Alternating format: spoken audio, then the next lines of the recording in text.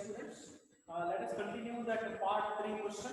Okay, in the part 3, we were discussing about the 54th question there. Okay, in the 54th question, what they have told, two long straight wires they have given.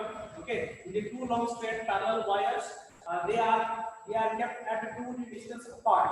Okay, they carry steady equal currents flowing out of the plane. Then what is the effect is happening with respect to the magnetic field and with respect to distance, that you have to find out by taking that graphs here. Now in the question they have given two parallel conductors. Okay, two parallel conductors. Let us name them as 1 and 2. Okay, so they are kept 2d apart. The distance between them is 2d. So same amount of current is flowing between them. So that is I. Okay. Now they have told the current is flowing out of the plane. So I will give the notation for that. So this is the current which is coming out of the plane. Now due to the current flowing, due to the flow of current in that, the magnetic field is produced. Okay. So magnetic field is produced. That field I will write as V1 here. Okay. Another thing you have to note down here is the current is flowing in the same direction. Okay, in both the conductors, the current is flowing in the same direction. As it is flowing in the same direction, you can say that both are attracting each other. Both are attracting each other. So that is F1 and F2. Due to these forces, both the conductors are attracting each other. Okay.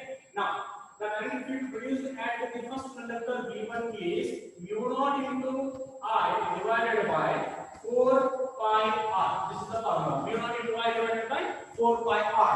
Next, the magnetic field in the second conductor is V2 is equal to mu0 into I divided by 4 pi r. So if you see the both the formula here, you are getting identical magnetic field because the current which is flowing there is identical. Okay, we have got V1 and V2. But when you come to the direction, of that, so what you are getting here is the B1, the magnetic field B1 is acting inward. The magnetic field is acting inward and B2 is acting outward. Okay, B2 is acting outward. So both the magnetic fields are acting in the different direction. Okay. Now when you take a midpoint between the two conductors, okay, so then what is the magnetic field at this point? Let us take this point as O. At O, what is the magnetic field? That you have to go through. Okay. Now the net magnetic field, so I will write it as B net. The net magnetic field at point O is B1 minus B2. Okay, as the magnitude of B1 and B2 is the same here, so how much you are getting here? It is 0. So you are getting 0 magnetic field at this point. At this point means O. Okay, so now by taking these conditions, if you plot the graph for this, so how will be the graph? Now see here. So this is one conductor and here this is one conductor. Okay, according to the options given there. So here I will take the x-axis. So this is x, this is x dash. Okay, so this is along the magnetic field. Okay, now what is the relation between magnetic field and distance r there? If you see the formula, B is inversely proportional to r. See here, B is inversely proportional to R. So if R is 0, what is the magnetic field? Magnetic field will be infinite. So it is infinite. When R is 0, the magnetic field is infinite. But as the R value goes on increases, the value of B goes on decreases. So the graph what you will get here is like this. Okay. Now we can take negative magnetic field also, negative value also we can take. If you take the negative value, see the magnetic field will be like this. Okay, but at the midpoint what we have got here is 0. So it will come and reach the 0th point. So it will become 0. Okay, this is for one conductor. The same thing happens for the second conductor. So at R is equal to 0, what is the magnetic field? It is infinite. So it will, from the infinite, it will reach 0. Okay. And here it will be like this. Okay. So this type of graph you are getting. So if you just check it out, the options, the option B suits here. Option B should be your answer for the question. Okay. Yes. Go to the next one.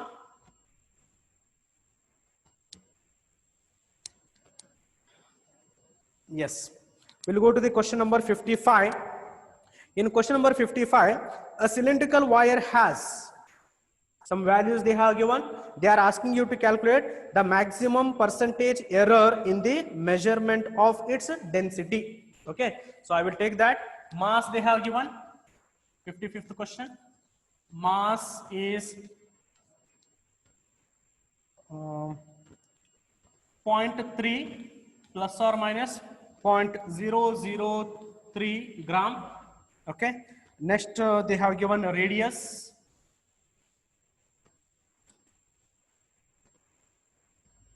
Yes, radius they have given. It is a 0.5 plus or minus 0.005. It is mm. Okay. Next, they have given length. They have given length. So length is 6 plus or minus 0.06 centimeter.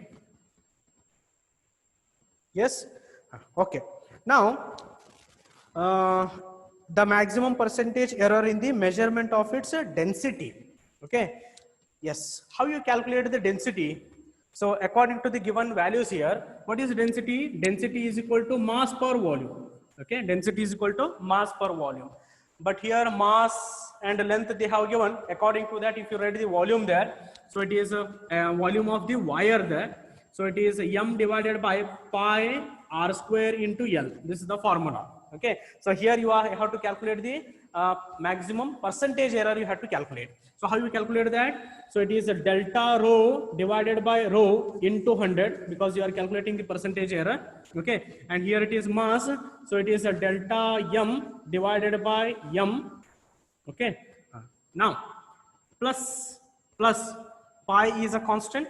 It will become 0. Even though it is a division, you have to add it because you are calculating the percentage error. So total error you are calculating. And here pi will become 0. It is r square. So it is 2 times of r. So it is 2 into delta r upon r plus, so delta L upon L into 100. Okay. Yes. So now put the values. What is the delta m here? Delta m is 0.003 divided by 0.3. Okay. And here 2 times of 0.005 divided by 0.5. Okay. And here plus 6, that is 0.06 divided by 6 into 100. Okay. So this is the value what they have given. Okay. Okay. So see here. So it is 0.003 divided by 0.3. You are getting here 0.01 plus it is 2 into. Okay. So if you take this one, it is 0.02. Okay. And here it will be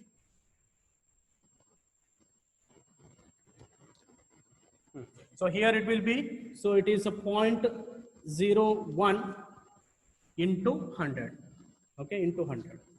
Yes, if you add all these values, so you will get 0.04 into 100.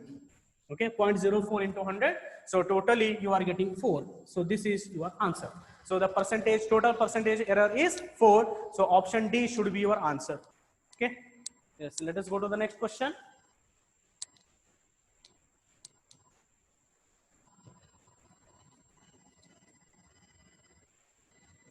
Okay, see the next question.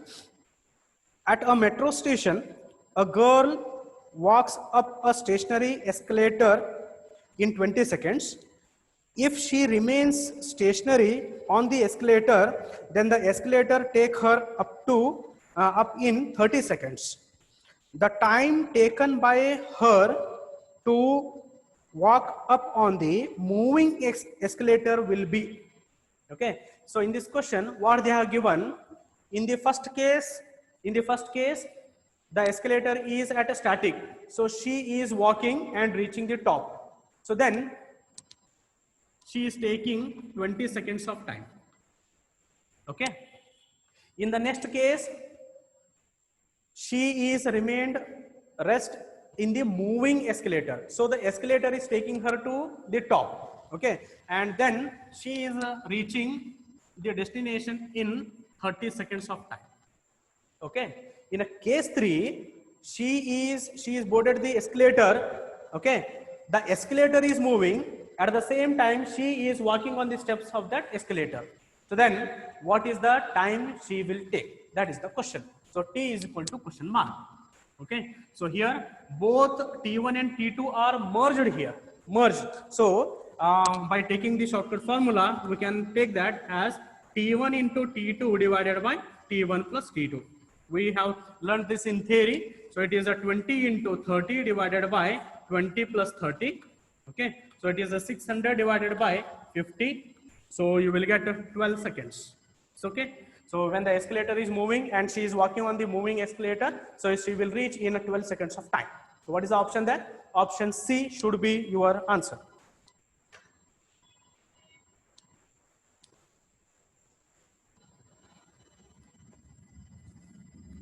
Okay. Yes, so we will solve the next question.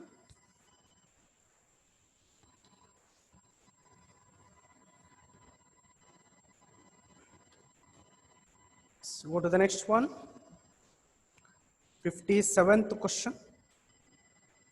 Yes, it is a rain man or rain woman problem. Rain is falling vertically with a speed of 12 meter per second. A woman rides a bicycle with a speed of 12 meter per second in east to west direction. Okay, what is the direction in which she should hold her umbrella? Okay, yes, so we'll solve this problem. Very interesting problem it is. Before going to this problem, we need these directions. Okay, so east, west, north and south. So velocity of the rain they have given, it is VR is equal to 12 meter per second. Velocity of the woman they have given, it is a 12 meter per second. Okay, but how from where to where she is walking? She is walking from east to west direction. So as she is walking from east to west direction, that I will take it here. See, this is the direction. This is the direction of the woman. So she is riding the bicycle in the direction from east to west. Okay, but how the rain is falling? Rain is falling vertically downward. Okay, rain is falling vertically downward. So this is our VR. This is our VR. Okay, so this is the VR vertically downward, and the woman, that woman is riding the bicycle from where to where? So she is going from east to west. She is going from east to west. Let us take this one. So this is the velocity of the woman. Okay. So the question is, in which direction she has to hold her umbrella so that she can protect herself? That is the question. So in these types of question, we will use the relative velocity concept. So here, relative velocity of rain with respect to woman. Velocity of rain with respect to woman. If you take it, so here, how you get that one? So it is VRW, velocity of rain with respect to woman is VR minus VW. Okay, VR minus VW. This is relative velocity, VR minus VW. Now already VR positive we are having.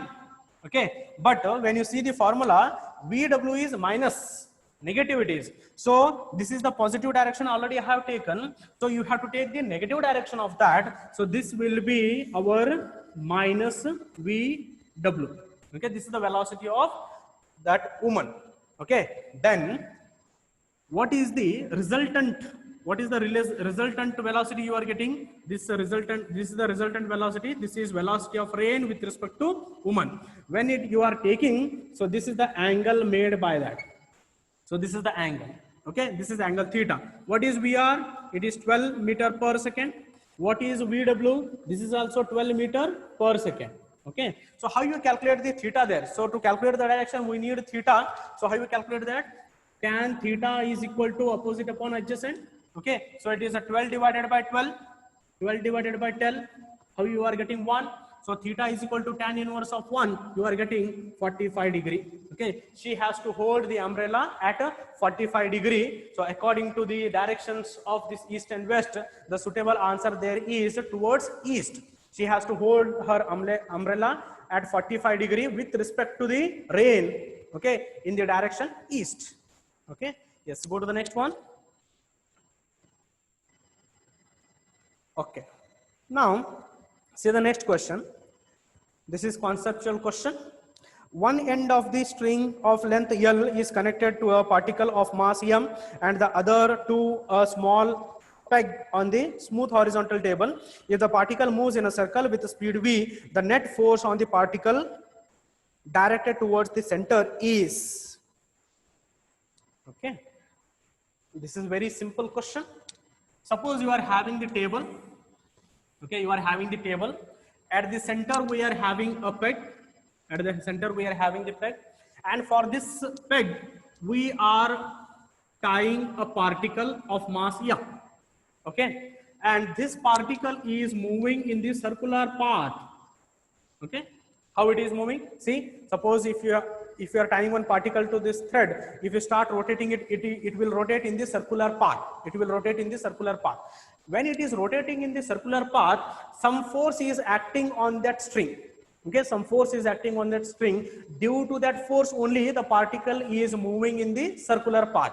Okay, so some force is acting there. So as the particle is moving in the circular path, that force is called as a centripetal force. That force is called as centripetal force. So the centripetal force is always directed towards the center. That's why it is called as centripetal force. But due to that centripetal force, some tension is created on the string. Okay, tension means again it is a force. Some tension is created on the string. So the tension is acting towards the center.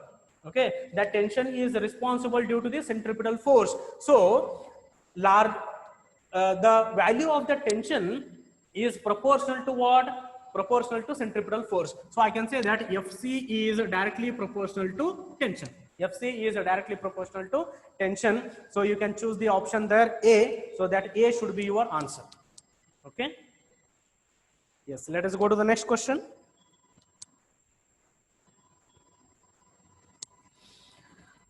Okay, see the next question. A body is initially at rest. It undergoes one-dimensional motion with constant acceleration. The power delivered to it at a time t proportional to. Okay. Yes, you have to calculate the power delivered to. So one-dimensional motion means it is going straight line. Okay. So here power delivered to. So it is 59th question. So P is equal to half mv square by t. This is the formula we are having. Half mv square by t. So they have told the body is initially at a rest. So initial velocity is 0. U is equal to 0. So then I can write that P is equal to half into m. Now I need the value of V. Okay, I need the value of V there. So we know that V is equal to U plus AT. Okay, so U has become 0. So it is V is equal to AT. So this is AT whole square divided by T. Okay, AT whole square divided by T. But we don't want all these values because they have in the options they have given only T. So power, how the power is related to T, that only we need. So here T and 1T get cancelled. So what you are left with? Only 1T. So this is P is directly proportional to T. That's it. This is your answer. Got it? Yes, we'll go to the next one.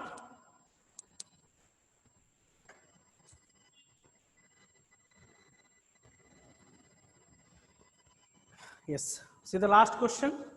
Just please go through with that. I will just write the given values.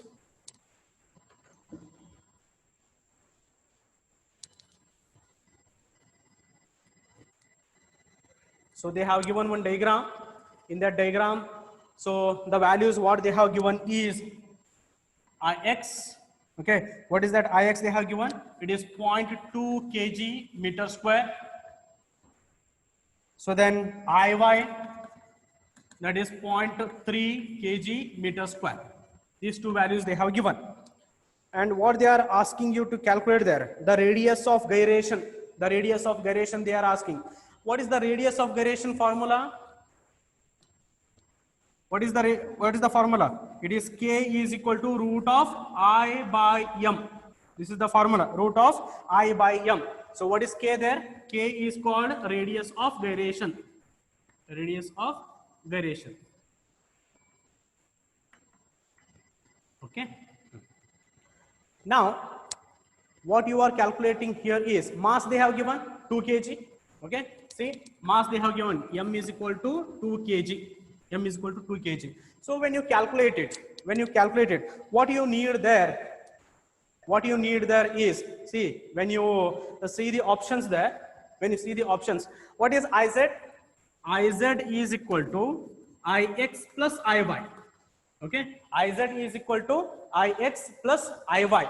So what is Ix value? Ix is 0.2 plus 0.3. So Iz is equal to 0.5 kg meter square.